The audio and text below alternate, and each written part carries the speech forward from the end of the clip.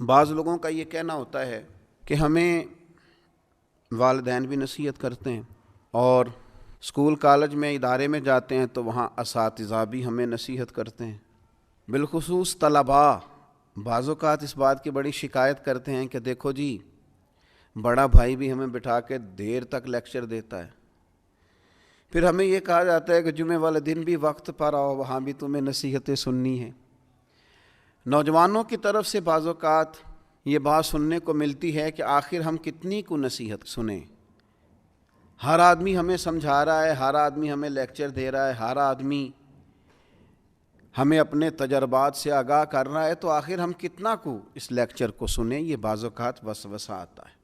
تو پہلی بات تو میں یہ عرض کروں گا اپنے ان نوجوان دوستوں سے اور اسٹوڈنٹ سے اور جن کو نصیحت کی جا رہی ہے کہ میں بڑے انشراح صدر سے آپ کو عرض کرتا ہوں کہ آپ خوش نصیب ہیں کہ آپ کو بہت سارے سمجھانے والے ملے ہوئے ہیں۔ کم نصیب ہوتا ہے وہ شخص جسے کوئی سمجھانے والا نہیں ہوتا۔ اور پھر کبھی آپ نے دیکھا ہے زمین کو کہ اس میں ہل چلایا جاتا ہے، بیج بو دیا جاتا ہے، فصل اگاتی ہے، اس فصل کو کاٹ کے پھر سے بیج بویا جاتا ہے اور پھر سے فصل اگتی ہے اور پھر سے اس زمین کے سینے پر ہل چلتا ہے۔ وہ کتنی ہی فصلیں دیتی ہے، وہ کتنے ہی درخت اگاتی ہے، وہ کتنا ہی انسانوں کا جانوروں کا فائدہ کرتی ہے،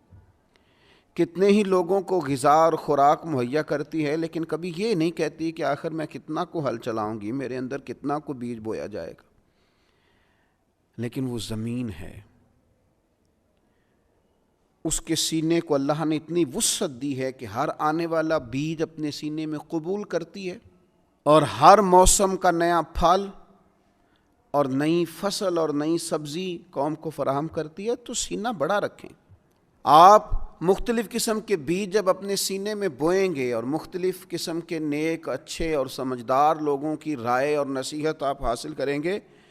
تو آپ اپنے باطن میں مختلف قسم کے پھول کھلتے ہوئے محسوس کریں گے، آپ کی طبیعت کے اندر مختلف قسم کی خوبصورتیاں پیدا ہوں گی۔ نبی اکرم صلی اللہ تعالیٰ علیہ وسلم نے فرمایا، مشکوٰۃ شریف میں حدیث موجود ہے، حضور فرماتے ہیں مومن کبھی خیر سننے سے سیر نہیں ہوتا، مومن کا کبھی پیٹ نہیں بھرتا خیر سننے سے، وہ خیر سنتا رہتا ہے، سنتا رہتا ہے، سنتا رہتا ہے، حتیٰ کہ اس کا ٹھکانہ جنت ہو جاتا ہے۔ وہ خیر سنتے سنتے ہی جنت کا مسافر ہو جاتا ہے، جنت میں پہنچ جاتا ہے۔ تو خیر سنیں، خیر سنیں، نصیحت سنیں۔ اللہ تعالیٰ نے زبان ایک دی ہے اور کان دو دیے ہیں، معنی یہ ہے کہ سنگل بولا جائے اور ڈبل سنا جائے۔ اچھے لوگوں کی باتیں سنیں، اور میں کہوں گا کہ دوڑ کے سنیں اور جلدی سے سنیں۔ صحیح العقیدہ اور خیر کہنے والے لوگوں کی باتوں پر توجہ سے کان دھریں اور جلدی سے اپنے حصے کی